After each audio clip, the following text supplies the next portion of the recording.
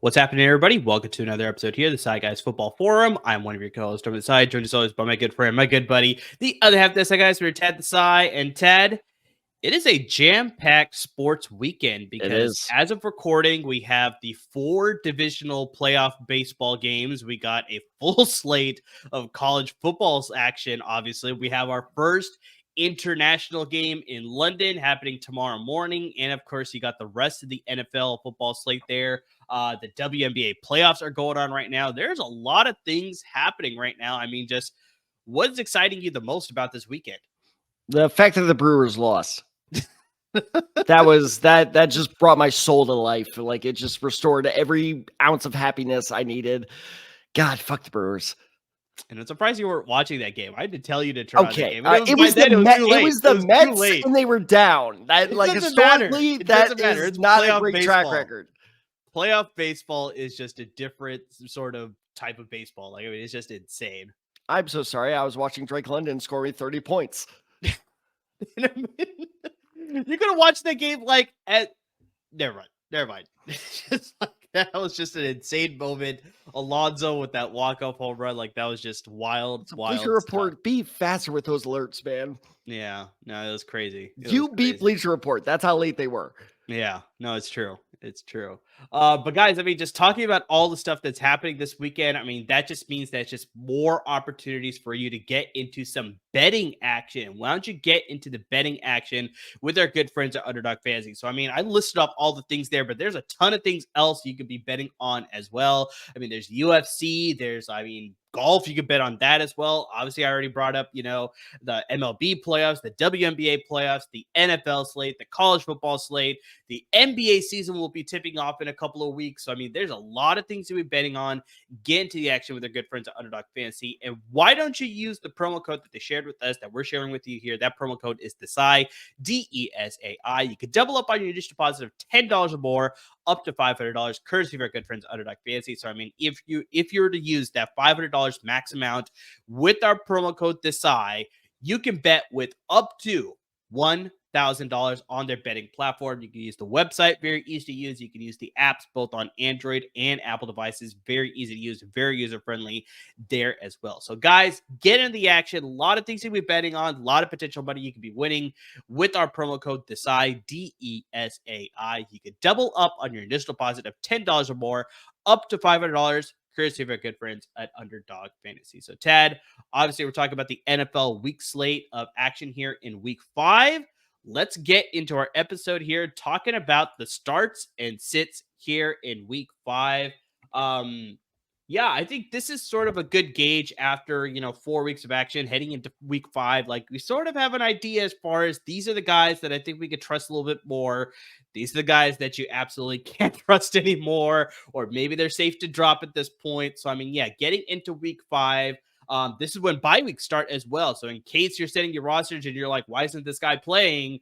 The Detroit Lions, the Tennessee Titans, the Philadelphia Eagles, and the Los Angeles Chargers all on a bye week this week. So make sure you adjust your rosters accordingly, guys. That is a lot of high-powered offenses, sitting out, and then the Tennessee Titans. The Tennessee Titans. Yeah, exactly.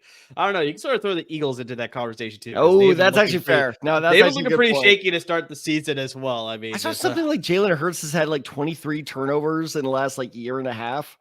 That doesn't surprise me at all. That's shocked me.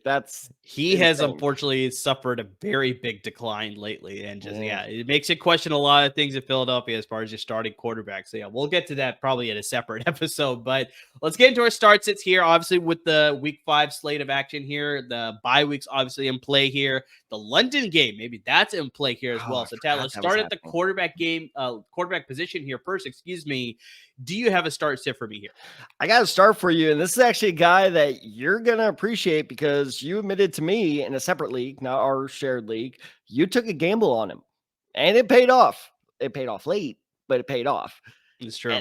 And that's Justin Fields. And I think that's Justin Fields' whole game, right? Is because if you look at his stats just on the surface level, they're not very impressive, right? He's only topped 300 yards once all season against my Colts.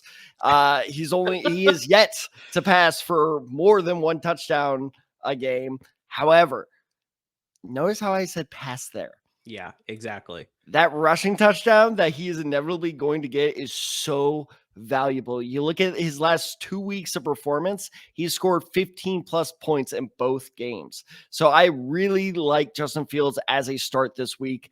I know that the Cowboys look scary, but first off, it was just confirmed this morning as of recording that Micah Parsons out this weekend for the Dallas Cowboys.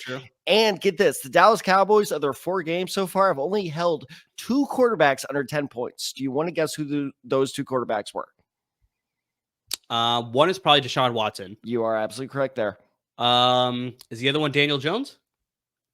Winner, chicken dinner. Good job. I knew Deshaun Watson. I was like, take a guess on the other one. But yeah. So they they allowed Deshaun Watson 9 points and Daniel Jones 8 points. Other than that, quarterback scored 15 plus against them. So if they're playing a bad quarterback, they do pretty well. But I don't think Justin Fields is a bad quarterback. I never thought that. He could be better. There are better options out there. Don't get me wrong. But at the same time, I think if you're like you said, we got 4 quarterbacks on a bye this week. Mm-hmm. So if you're one of those teams, Justin Fields is a very, very good streamer option out there for you against a 27th overall ranked Cowboys defense.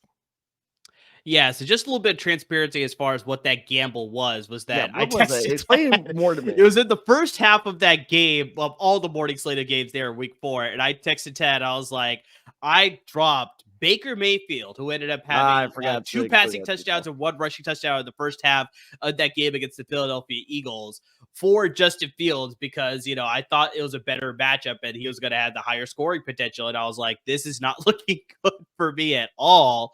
But that's why you play the game, because it was a tale of 2 halves, because then all of a sudden in the second half, that's when Justin Fields turned into that first round pick that a lot of people expected him to be. And that's where he threw the touchdown.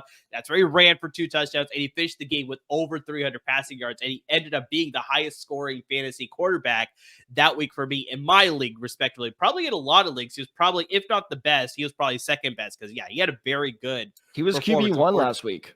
Yeah, like I said, in most leagues, I'm pretty sure he was QB1, but depending on the scoring settings, maybe he was QB2 potentially, but he finished with a really good week. So it actually paid off for me. But yeah, for a while, it was looking very dicey. I was like, oh my God, Baker Mayfield is cooking the Eagles right now. And Justin Fields was doing absolutely diddly squat. And so, yeah, it worried me for a little bit, but just exactly like you said, Ted, we're just like, hold on, diddly squat. Where are you? Diddly squat. Ned Flanders over here. What are we doing? Definitely got quite a little bit of that too. But yeah, it's funny because you're saying that's he could look a little bit better, but it's like compared to where he looked at in Chicago, he's looking 100 times better. He's a much better passer here than he was in Chicago. And I think this speaks to that whole confidence level thing, right? Where it's like we saw that, that viral post of Tua being on that podcast where he's talking about how Brian Flores didn't believe in him and you're terrible and all this stuff. But now you got Mike McDaniel. He's supporting him and he's being good and all this stuff. So it's maybe the same thing's happening here where it's he had too much pressure in Chicago and they were just you're terrible. And that's why they're replacing with Caleb Williams. And here he is in Pittsburgh, and Pittsburgh's you are our dude. We're trusting you. I obviously it was while Russell Wilson was out, but it's now, even once Russell Wilson gets healthy, Justin Fields may be the guy now going forward for the Pittsburgh Steelers. Cause he is looking great. I'm not saying he's amazing, but it's just there's a little bit obviously improvement he can make, but through 4 weeks, he's a guy that you can trust, especially here in a bye week situation. Very good matchup with a very weak Dallas Cowboys defense, which we brought up in the offseason that they weren't going to be as good. We told you. We warned you. We both warned you. That one. You know when both of us agree on something, that is oh, this is going to happen. Because that is a very rare concept. But also, how about this for a hot take? By the end of the season, Russell Wilson, Miami Dolphin. Could happen. Could happen. I brought that up to you that there are rumors floating out there with the Tua injury and just, him possibly coming back, possibly not coming back. Maybe Russell Wilson will get traded to Miami or somewhere else because of the success that Fields is finding right now in a Ooh, short amount of time. So Russell Wilson, New York Giant. that would be interesting too. That would be interesting. I would be down for that. But all right, so I gotta start, which means you gotta sit. Give me your sit. I do have a sit, and we're talking about that London game. I actually have a sit in this game, and it is the guy that we're talking about, Justin Fields, sort of having a career resurrection here in Pittsburgh. Sam Darnold. I'm saying hit him this week. Unfortunately, I just don't. He was my pickup of the week. I know, and I still like him long term. I still like him long term, but I think unfortunately in this week here on in the international game playing against the Jets defense, I think it's a sit. So I mean, Darnold, I think is an early favorite to win the MVP award. Is just based on everything he's doing. Led the Vikings to a 4-0 record so far. He leads the NFL in passing touchdowns. I mean, this guy is just looking like that number 3 overall pick that the Jets wish they had right now.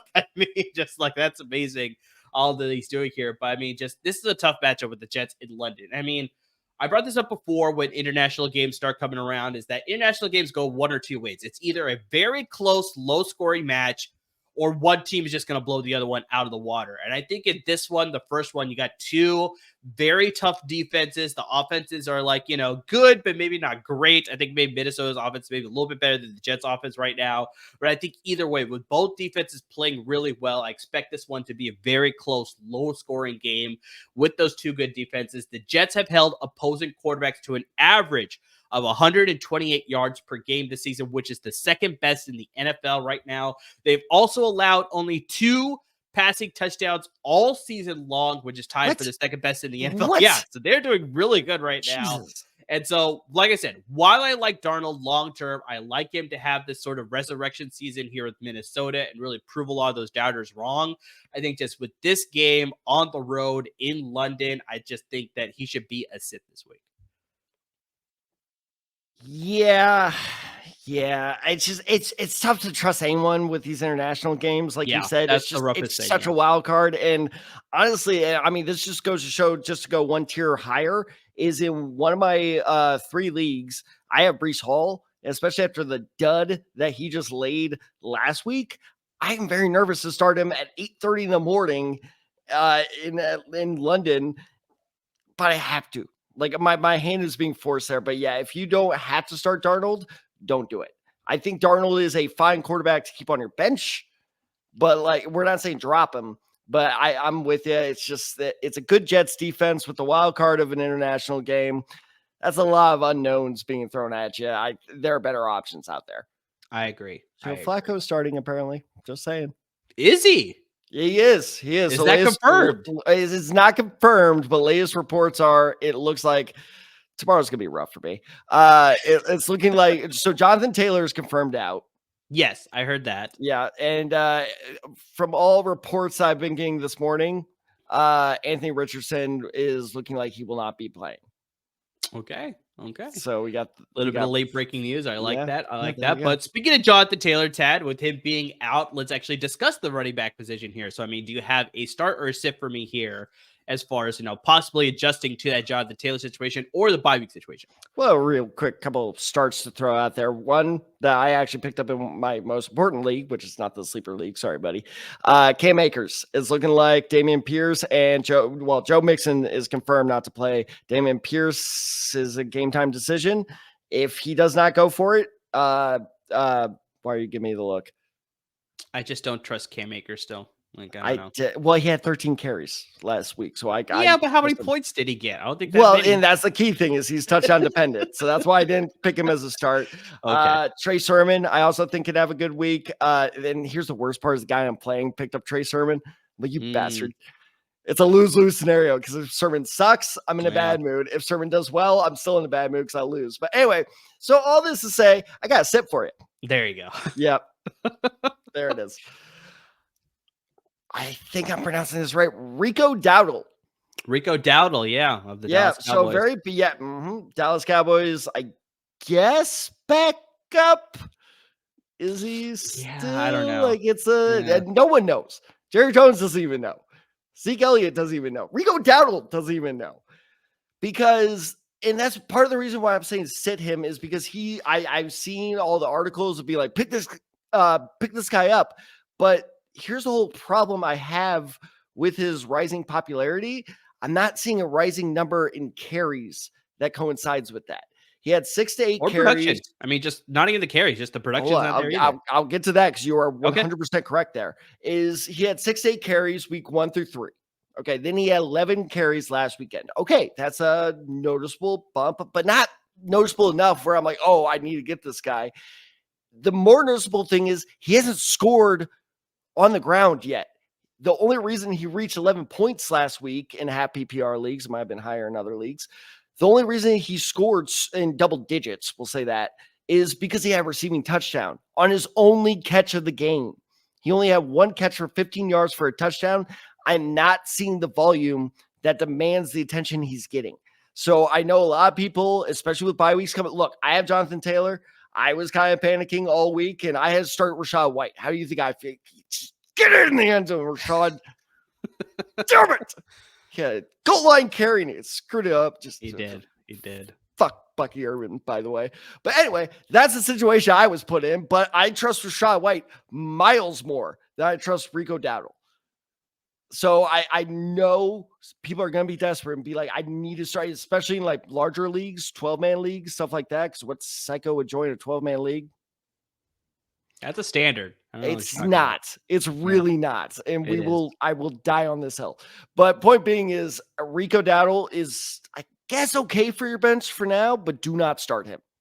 Oh, and by the way, I forgot to mention the Pittsburgh Steelers only allowed 1 rushing touchdown all season.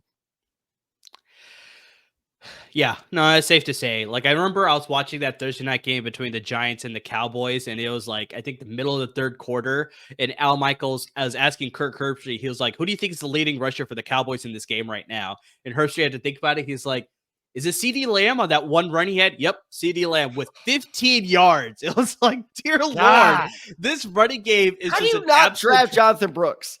It's an absolute travesty right now. They had so many options because Brooks was the first one that was gone, obviously. So they had an opportunity that they have missed out on. But it's like Braylon Allen's killing it in New York Jets right now. They got, so many other solid running backs that they could have drafted and they didn't. Who's the kid we loved out of Kentucky? Ray Davis? Ray Davis. They could have drafted him too. Yeah. Jalen Wright out of Tennessee with Miami Dolphins right now. I mean, there's a lot of guys that could have drafted him. For some reason, they were like, nope, we're good with the aging Ezekiel Elliott and the unproven Rico Dowdle, which is fine with me because, as many times as the Cowboys are finding themselves in the losing column, I am happy with that. I'm right there with you. With that, just Rico Dowdle just being a Rico Dowdle being a sit is not a surprising move, and I agree with that wholeheartedly. But I'm going to bring up a name that is a start here that you already brought up, but I'm going to expand on it a little bit, and that is Trey Sermon versus the Jacksonville Jaguars. I'm saying start him. For you. I'm saying start him, and you already brought it up there, but Jonathan Taylor is confirmed out here in week 5. Damn it! I think just the biggest thing is that Sermon is that next man up, and I think this Jaguars defense is just very poor stopping the run.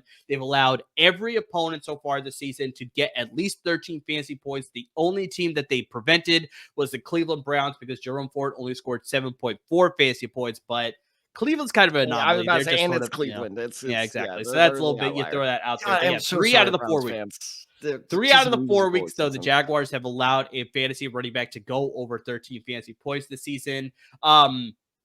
Based on the news, Ted, that you sort of dropped here, it's looking like Anthony Richardson will not be playing, but based on all the reports that I was reading, he's been practicing in full pad, so it's like maybe he's still like a game time decision. I don't know, but just like keep an eye on that. But I think overall, though, I think that if Anthony Richardson plays, I think that sort of plays into Trey Sermon's factor as far as being more effective of a running back. But I think even if Joe Flacco ends up being that last-minute starter there, game time decision, he'll have to go in week 5. I still like Trey Sermon to get a lot of yards on the ground. This Jacksonville run defense is very just, they're not going to stop the run. I know you said that Jacksonville is tougher to beat with the Indianapolis Colts matchup there. But I think regardless, I still like Trey Sermon in a spot start here, filling in for Jonathan Taylor. He should have a good day. So according to Jeremy Fowler, Fowler, thank you. God, that double vowel gets me every time. From ESPN, Richardson has been downgraded to doubtful. Doubtful. Okay. So it's looking like more like Joe Flacco might be the The starter. dreaded Okay. D. But no, I actually like this because, I mean, how often do you say this? I think with Flacco, it actually opens up the Colts passing game more, A little bit. which means it's a more dynamic offense, which means the running back doesn't have as much responsibility to carry. So the defense isn't focusing on them that much. So and we said this last week when you're like, oh, Trey Sermon's in. I'm like, actually, Sermon's not bad. Like every time that, like, and trust me, as I have Jonathan Taylor in all three of my fantasy leagues. This is a very costly injury to me. Yeah. But still, like every time I see Trey Sermon in as a fantasy manager, I'm like, God damn it. But as a Colts fan, I'm like, I'm actually okay with it, especially because don't forget, Michigan's my second favorite team. So seeing an Ohio State grad on my favorite team hurts. But at the same time, I'm like, at least you're good. Like, I'll take it. So no, I think Sermon's a touchdown dependent success here, but I think his chances of getting a touchdown are pretty good, especially because Steichen seems like he never passes in the red zone. Take it from me as a Colts fan. He is a big fan of those deep passes, but like when we get inside the 20, it's just all ground game. I mean, we saw that. That's why Anthony Richardson is probably going to miss tomorrow, is because he was just like, oh, okay, 8-yard line. You just came back in the game. Run it. Exactly. No. Very questionable move. Don't do Very that. questionable move. And he still did. He did the thing. I always say, don't do the thing. And he did the thing. So I like Sermon. I don't love it, but it's a good risk to take. If you have to take that risk, it's a good risk to take. Got it. All right. Fair. I'm All right, starting Austin Eckler. I like Sermon more than him. Yeah. Okay. I can see that. I'm so furious. I'm starting Austin Eckler. I'm so nervous. Let's get to receivers here, Tad. Do you have start or sit with me here in week 5? Well, speaking of players that have frustrated me, guys, I'm telling you, if you're like me, because I have this guy in 2 of my 3 leagues, I really need to stop. I need to like spread out my rosters. I know he's frustrated you, Bears fans. I know he's frustrated you just as a fan. Fantasy managers, I know for absolutely sure he's frustrated you. But I'm telling you, you keep DJ Moore in that starting lineup. You do it. Okay. You do it with me. Shut it. I know. And I will tell you a story of how frustrating he is real quick. Is last Sunday, I was a very tight fantasy matchup with, by the way, fucking Derrick Henry cost me. Can you just not contain him? But anyway, that's a whole separate story.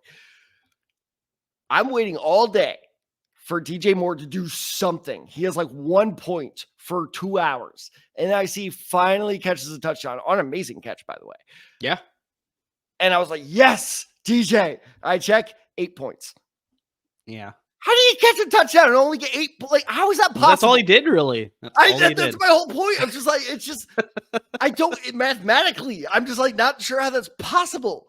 And so I understand DJ Moore managers, how frustrating he can be. However, I think him going against the Carolina Panthers, who are terrible, they have allowed at least 2 touchdowns to opposing receivers in all but one of their games this season. And plus, it's not, and here's the real frustrating thing. It's not like DJ Moore's not getting the looks. He's had at least 6 targets in every game this season. So he's getting the looks. It's just that chemistry between him and Caleb Williams obviously needs a lot more work, because against the Rams, he had should have been touchdown. Caleb Williams was just a little early on the throw. So I'm telling you, it's one of the, what's the commercial for with Kristen, was it Bell, or where she's like, hold? Oh yeah. The car commercial. Is it a car commercial? Yeah. That's what I'm telling you guys. This hold on DJ Moore, because I think his value is going to go up once they start getting this chemistry down. I think start him against the Panthers. I know I benched him on Tuesday and I woke up on Wednesday. I'm like, no, I got to start him. So I'm telling you, keep DJ Moore in that starting lineup. It's going to pay off eventually. Never underestimate the revenge game aspect either, because he's going against his former team in the Carolina Panthers. So that's a good sort of reason to sort of get that matchup there. You also have Keenan Allen, who's sort of still easing his way back from his injury. So it's like he's still not going to be fully 100% for this game either. So it's like DJ Moore is their sort of sole target that I think Caleb Williams can sort of rely on in this passing offense. Like, I mean, I know we had that one good game by Roman Odunze, I think 2 weeks ago, but outside of that, he's been very sporadic as well through the 4 weeks of the season so far. So yeah, I think DJ Moore is probably the strongest bet to probably have the best game against the Carolina Panthers. Like I said, you got the revenge factor and just the fact that he's getting the most targets on this offense so far by a out of mile. everybody. By a mile. Yeah. So I think stick with him at least for this week. If he doesn't go off this week, then I think you can start to set in the panic sort of situation there. But yeah, I feel like I said, the revenge game aspect, I think sort of ups the ante here for DJ Moore to have a solid game for sure. I'm going with the premier receiver that I think you should sit in a divisional match, and that is Jaylen Waddle versus the New England Patriots. Sit him this week. Is that a premier receiver? I mean, a lot of people peg him as a premier receiver as far as fantasy drafts are concerned. He gets drafted somewhere in the top 5 rounds easily every year. So, I mean, yeah, I consider that premier receiver then. I mean, maybe not in the NFL. I think that's still Tyreek Hill's domain, but it's like still, as far as fantasy drafts are concerned, I think he's a premier receiver. Don't you actually have to do well to make it your domain? After being non-committal to Tua Tagovailoa for so long, they gave him the big contract of the offseason. We're talking about the Miami Dolphins front office here, and I think just they're sorely missing him now with the performance that we saw from Tyler Huntley there in week 4. I mean, he only threw for 96 passing yards on 22 passing attempts for only 14 completions. It was just a rough go against the Tennessee Titans. I think just this offense just doesn't have that same firepower that they did, surprisingly, with Tua Tagovailoa under center. Like, I mean, it limits what Waddle can do and definitely could limit a little bit of what Tyreek Hill could do. No. I think Tyreek Hill still has the potential because it's just, like I said, he's sort of in that premier category that we already brought up earlier, that I think he'll find a way to get a lot of targets and sort of get force-fed some opportunities to get a good day at the office there. But yeah, with Jaylen Waddle is just like, yeah, he is just, even when Tua Tagovailoa was still playing, like, I mean, we saw his production drop significantly from week 1 up now into week 4, because in week 1, he scored 16.20 fantasy points. In week 2, 8.5. In week 3, 6.6. And then last week against the Tennessee Titans, 7.6. And then the biggest thing as well, Tad, in those 4 weeks, he has not scored a single touchdown so far. And so now with Tyler Huntley under center and just the limitations that I think we're going to experience with this Dolphins offense, at least through the air, even though Devon Achane has not been all that great with Tyler Huntley as well. Like, they were able Which we also warned you about. We both warned you about him. They balled him up pretty good with the Tennessee Titans there. They stopped him as well. So it's like, yeah, I just don't know how much I could trust this Miami Dolphins offense right now with Tyler Huntley, unfortunately. Maybe with a little bit more weeks, he'll get better acclimated. We may see a little bit more production, but just, yeah, as of right now, it's hard for me to trust anybody in this Dolphins offense. 100% that means Jaylen Waddle, even though I probably used high draft capital for him in a fantasy draft league, obviously, I'm still just, it's hard for me to trust him. I'll raise you one. I don't think Tyreek Hill is a start either.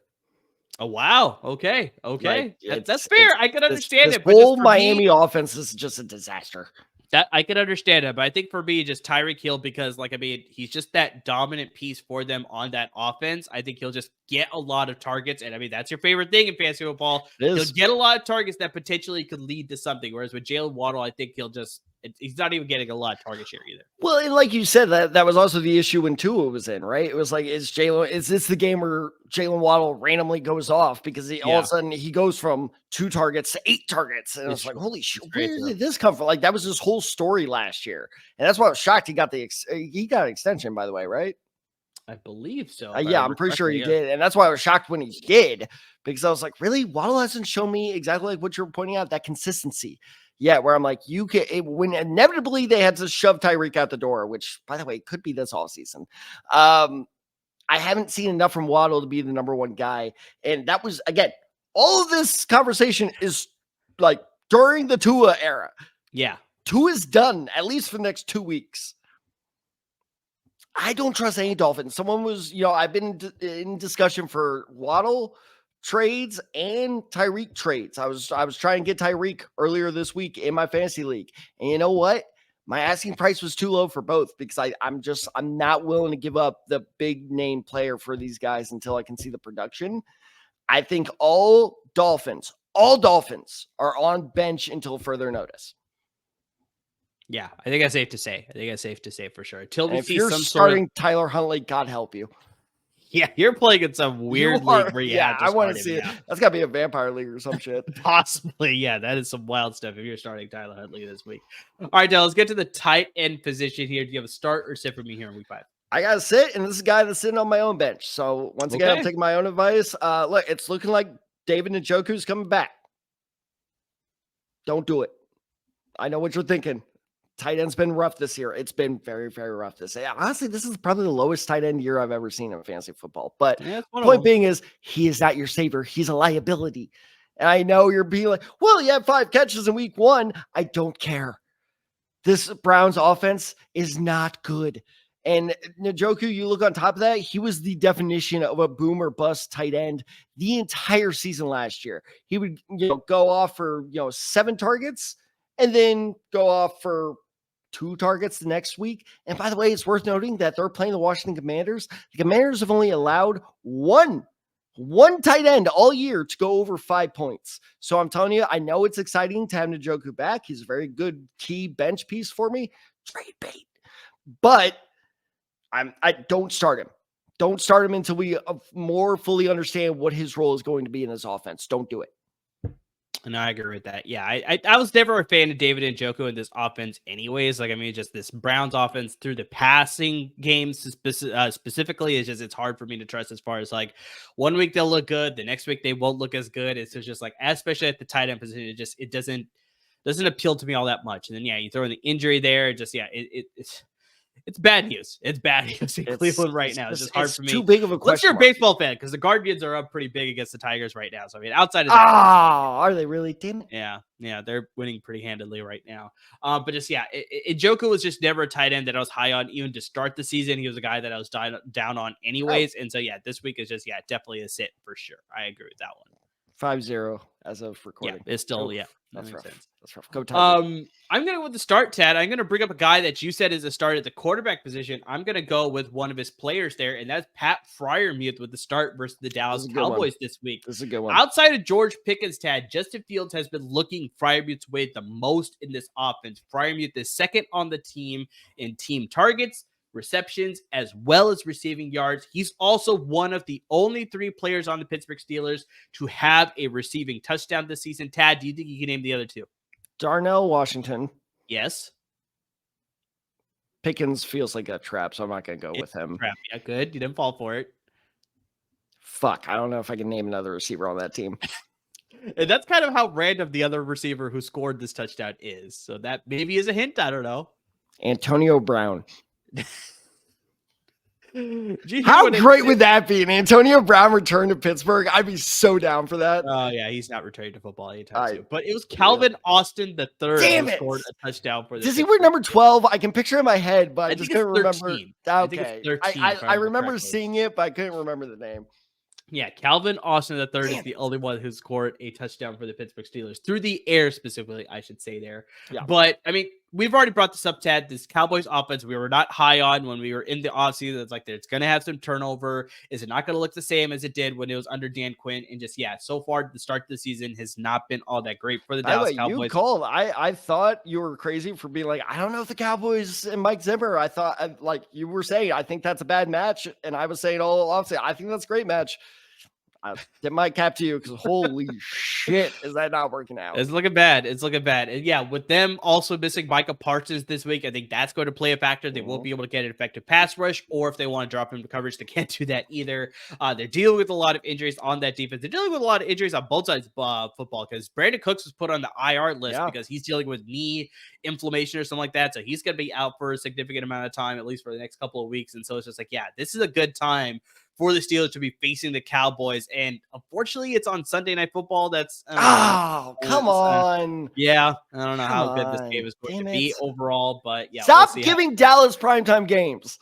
They're always going to get one. I remember I have a family member who lives in Dallas, and he was out here visiting a couple years ago, and I was like, the Dallas Cowboys. I appreciate it, but we're not actually related. No. Yeah, not you. Come on, that was and I remember telling him, I was like, the Dallas Cowboys can go 0-16, or in this case, this was before the Neo 17 games. I was like, they can go 0-17, and they will still get 6 primetime games the next year because it's just like that's just the way the NFL works. I don't know what it is. It's just that's what it is. It's the same thing with the Giants. Like, why do I have to keep watching the Giants on Monday night? Stop it. Yeah. But anyway, so back to Freiermuth. I think he's going to have a good game against this very weak Dallas Cowboys defense. They're dealing with injuries. It's going to be hard for him it's going to be hard for them to stop him. And I think Fields will look his way quite a bit. He's seen an increase in targets the past 2 weeks. He's received at least 4 targets every game this season. So yeah, he's on the rise. And I think Justin Fields will look his way and he'll find the end zone. Well, and like we said, of, the 3 Steelers that have caught a touchdown, what was one of the other ones we named? Darnell Washington. Darnell Washington, who what position does he play? He's a tight end. So it's very clear that Justin Fields is targeting his tight ends pretty often. I don't know if you saw this, but Darnell Washington actually had a great 20-yard run after the catch. Did you see this? I think so. They tried to leap the defender. Yes, he tried to leap the defender and got Yep. absolutely decked against my Colts. And I was just like, because Julian Blackmon actually had, play on him. The problem is Julian Blackmon's about, my height, about 5'10", 5'11", and Darnell Washington is fucking Frankenstein. And so he just ran right through him and then got 20 more yards. So I think that it's a very obvious point that Justin Fields is thriving off these short passes. I think that's why George Pickens is doing really well, because I don't know if you noticed this, a lot of Pickens' targets against the Colts came off very short curl routes. They kind of ran him past the first down line and then come right back. I don't think they trust Justin Fields' deep accuracy, which is honestly probably pretty good judgment. And point being is, I think tight end is going to be a focal point of this passing offense. And Freiermuth is good for that. So I like him. It's kind of the same thing with Cole Kmet. That's why I don't like Tucker Kraft as much. As I mentioned this during our waiver wire episode. That's why I didn't pick Tucker Kraft, is because you got to look at the offense, right? Are they passing it short? Or are they trying to go long? And the Pittsburgh Steelers are an offense that's passing it short, which is a good sign for tight ends. I agree with that. So yeah, start Pat Freiermuth. I think he's going to have a good week here against the Dallas Cowboys. All right, Tad, talk about the Dallas Cowboys and the terrible defense. The defense here. Do you have a start for me here? So I got to start for you. Or sorry, I got to sit for you. My bad. Okay. Well, I'm so used to them being a start. That's weird seeing them as a sit. Okay, fair. Sorry, buddy. I got to sit your 49ers. Yeah, I don't blame you. Yeah. So they've only, and again, I come up with these arbitrary arbitrary point totals of if you get me over this, I'm happy with you, per position. So if a tight end gets me over 5 points, I'm happy. If a defense gets me over 8 points, I'm happy. Well, your 49ers have only done that twice so far this season, which is fine. You did against the Patriots. Congratulations, I guess. Yeah. And I think we did against the week 1 Jets too. I think that's the other team, right? You did it actually against the Vikings. The Vikings? I'm surprised. Okay. I know. It was 5 points against the Jets or something like that. Okay. Well, here's the issue. You're playing the Arizona Cardinals. This is a shocking stat, by the way. Okay. They have not allowed a defense to score over 8 fantasy points all season long. That's quite. And they just allowed 40 points to the Commanders. Yeah. How is that possible? I don't know. So point being is, this is a pretty stout, Arizona offense. And then you look at Kyler Murray, and look, I've been shitting on Kyler Murray for years.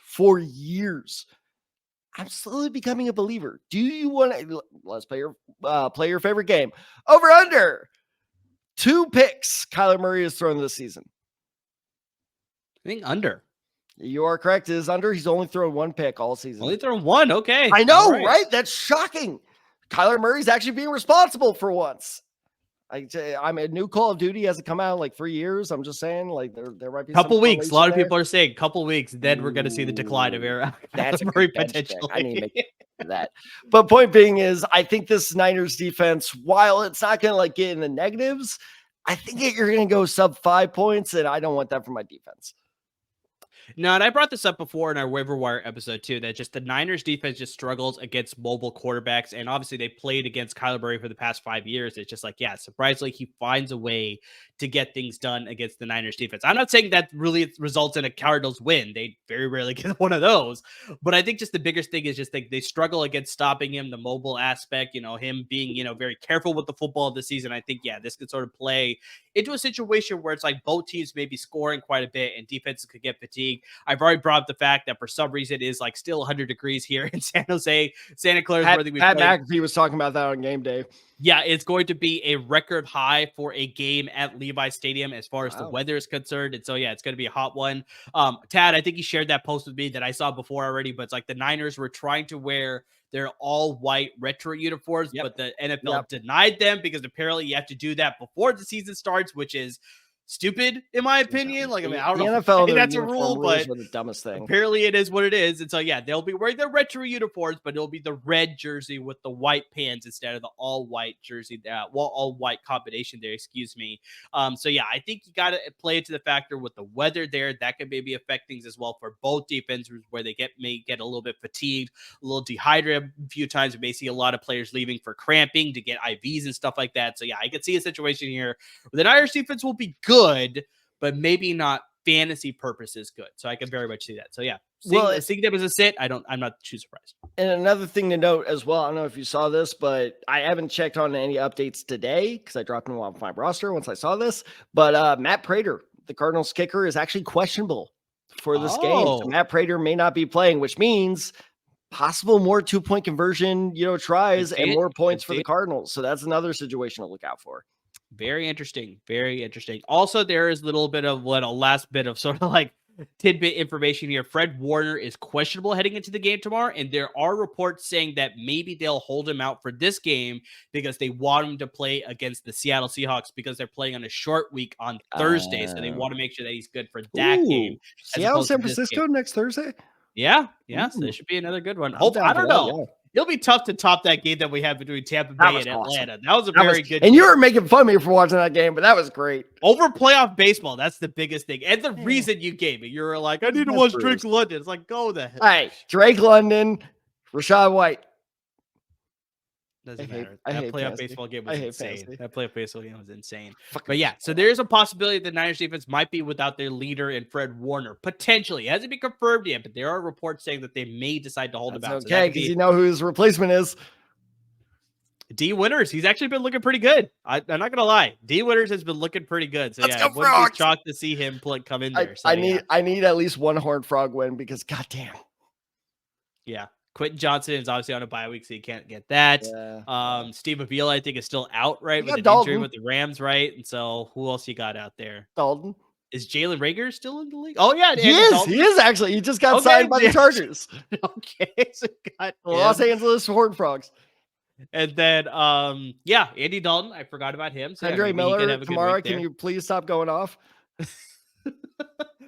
But yeah, so Niners defense, I'm not surprised that you're having them as a sit. As far as the start, though, we brought up the Niners and the Seahawks. I'm saying start the Seahawks defense this week against the New York Giants this week.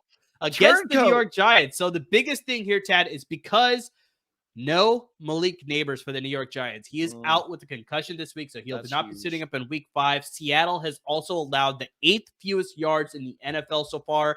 Giants have racked up the 12th fewest yards on offense. So, I mean, this is a good matchup between an offense that doesn't get a lot of yards and a defense that prevents a lot of yards from being tallied up against them. The Giants have also scored only 60 points this season, which is tied for the 3rd fewest in the NFL right now.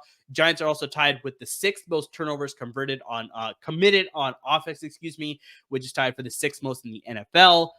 So yeah, overall, this matchup between a bad Giants offense and a good, semi-good Seattle defense, I think it just sort of favors in the Seattle defense. Because like I said, if they had Malik Nabers, that would worry me a little bit more about the Seattle defense. But with no Malik Nabers, it's going to be hard for me to see this Giants offense getting much done down the field for them. We could very much see like what happened between Minnesota and New York in week 1, where they just completely shut down the entire Giants offense.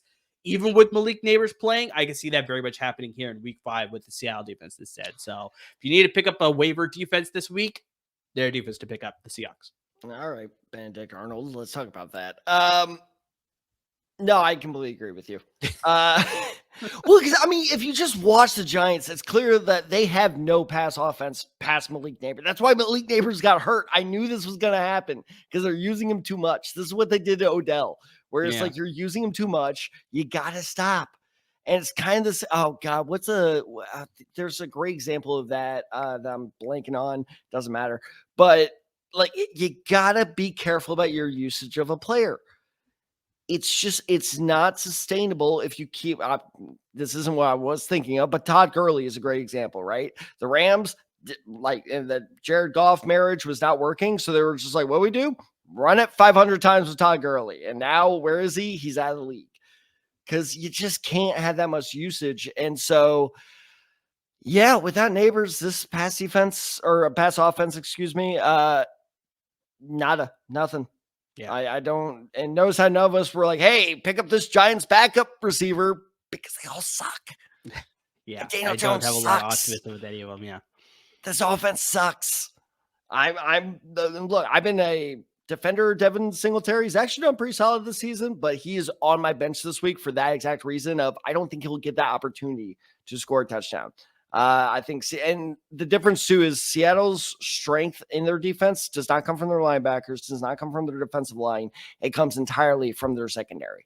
Yeah, I agree with that. So yeah, the weakest, receivers going against not the strongest, but one of the strongest secondaries in the NFL. Recipe for disaster. Agreed. All right, Ted, let's close this out with our kickers. Do you have a starter sit for me here?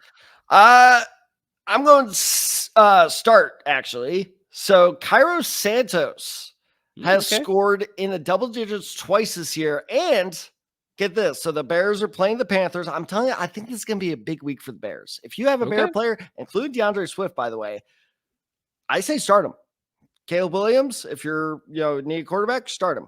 DeAndre Swift, start him. DJ Moore, start him. Keenan Allen, start him. Cole Kmet, start him. Cairo Santos, start him. He has scored in double digits in half the games this season. And plus, you look at what the Panthers have done. They've allowed all but one of the kickers they faced to score also in the double digits. I think it's a tee up for an easy 11, 12 points. Tee up. I like that. Yeah, so you see what I did there? Yeah, thank you. I'm going to go with the sit here. This is a pick that I had at the wide receiver position. I just don't trust this offense. And that is Jason Sanders versus the New England Patriots. Don't do it. Bench all Dolphins. This offense will have a hard time moving against this tough Patriots defense. I think even though with Jason Sanders scoring 9 points against the Tennessee Titans with Tyler Huntley under center there, I just think this New England Patriots defense will be able to shut them down a little bit easier compared to the Titans did towards the end of that game. So yeah, I just don't trust Jason Sanders this week as a start. So give him a sit this week for sure. And guys, that will close out our episode here of our starts and sits here in week 5. We appreciate all of you that tuned in. In case we didn't get to a starter sit that you wanted us to cover, if you need to make a London decision as far as do I need to start, like Tad brought up with Breece Hall, Drake London? Talking about London, the city there out there across the pond there. So, but yeah, if you need some personalized help with your starts and decision, if we didn't cover a guy that you want us to cover, hit us up on our social media handles. We're here to help you with personalized advice respective for your specific leagues. Hit us up on our social media handles. You see it coming right down below. You got me at Side23. You got Tad Side94. Got the show handle at These Side Guys, and of course on Instagram at These Side Guys as well. Hit us up with your waiver wire advice help, with your start sit decision help, with trade advice help. Just anything and everything that you need help with for your respective fantasy leagues. We're here to help you with that. The only way we can help you is if you interact with us, guys. We want to help you win some fantasy championships and take home some fantasy titles this year, as many as we can. Make sure you subscribe wherever you listen to your podcast. Make sure you subscribe to our YouTube channel. And please, guys, support our parent network at LAFB Network, because without them, there would be no us. They're giving you a lot of great content when it comes to the Rams and the Chargers at the NFL level, and the Bruins and the Trojans at the college football level. So lots of great content coming from a lot of great content producers about all 4 LA football teams. And to everybody who's already interacting with us on social media, who's watching our YouTube videos, who's watching our YouTube shorts, our underdog bets and all that stuff, we appreciate all those guys too, who's listening to the podcast, who's interacting with us on social media. Just anything and everything that you're doing to support the podcast, we can't thank you enough. And Amir already kind of mentioned this, but don't forget, check out the LAFB Network YouTube channel shorts for our favorite bets of week 5 NFL, week 6, week 7, week 8. We're going all the way. Are we doing playoff favorite bets? We did last year, so we'll probably do it this year too. Okay, there you go. So we're going all the way to the Super Bowl, and I'm doing Super Bowl because I love those prop bets. So we are doing this all the way till February. So if you're not a fantasy person and you're like, you know what, I just kind of want to make some money, we also got your back there. So be sure to check out, again, that's the LAFB Network YouTube channel. You click the Shorts tab. It'll take you right to our favorite bets every week. We drop it every Saturday. And if we don't, then go check out our socials. Like Amir Exactly. said, we trust us. Like if we don't do recorded content, we do graphic content because Amir's awesome at that stuff. I wish I knew how to do that. So be sure to check out, our Twitter page, Instagram page, and the YouTube channel. Again, that's LAFB Network. And, for those of you who are already subscribed and, listen and view us every week, we really appreciate it. And please stay safe, everyone.